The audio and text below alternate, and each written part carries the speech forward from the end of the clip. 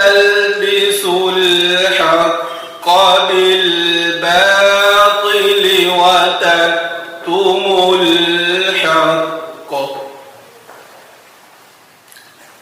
وأنتم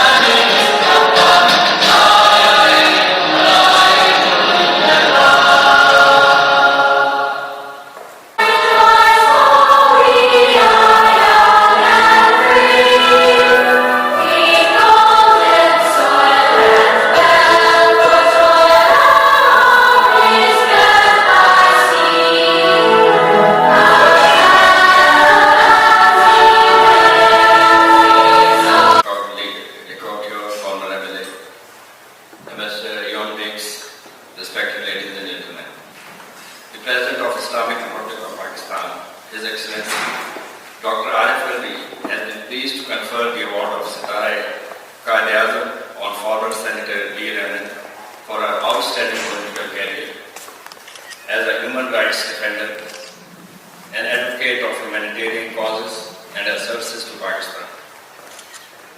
I will explain it for the benefit of those who are not aware about the award.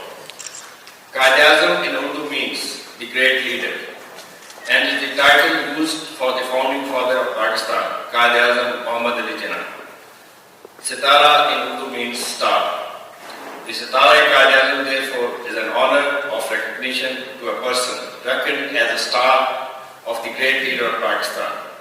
A person who is a shining light, pursuing a path followed by the great leaders, being principled, upright, straightforward, committed to people and humanity. Mr. Reinn is a veteran Australian politician who remained member of Upper House of New South Wales Legislative Council from 1999 to 2010.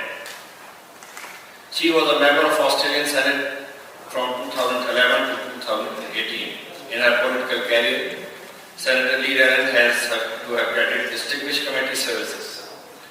Among the prominent ones, she has been part of Senate's standing committees for senators' interest, education, employment, workplace relations, electoral matters and constitutional recognition of local government.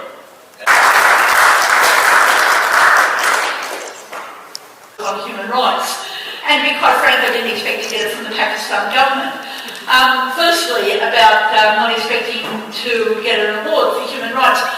I'm going to say I come from a very political family. My old granddad used to say, you do things like you take action, you speak up, you work with people, you organise because you believe in it. You don't do it to be thanked, which is to be in good stead because politics can get a bit ugly at times. But I did actually want to explore the issue about the Pakistan government because, to be quite frank, I only became really aware of the situation in Kashmir a few years ago. And I felt quite ashamed of myself because I'm 69, nearly 70. I have been involved in politics and international politics since I was 15. So I've taken a great interest in it, and not that I'm saying that we have to be active on each issue, but at least I thought that I had a feeling of what went on in the world.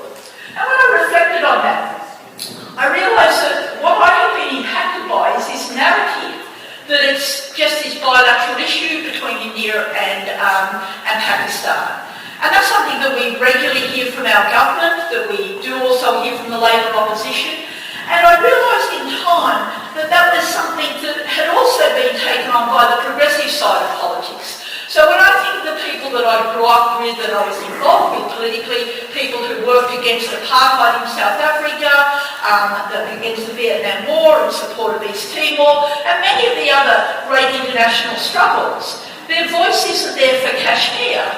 And then I'm thinking about that, why has that occurred? And I think it's got a lot to do with this narrative, because the subtext of the narrative, that it's just this bilateral issue, it's India and Pakistan's problem, they've got to sort it out, is that they are both the same.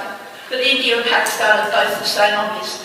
And what I realised so quickly when I started looking into it, and I'm not here flying the flag for Pakistan, as just the objective facts show you the enormous gulf between how Pakistan is handling the Kashmir situation and how India is.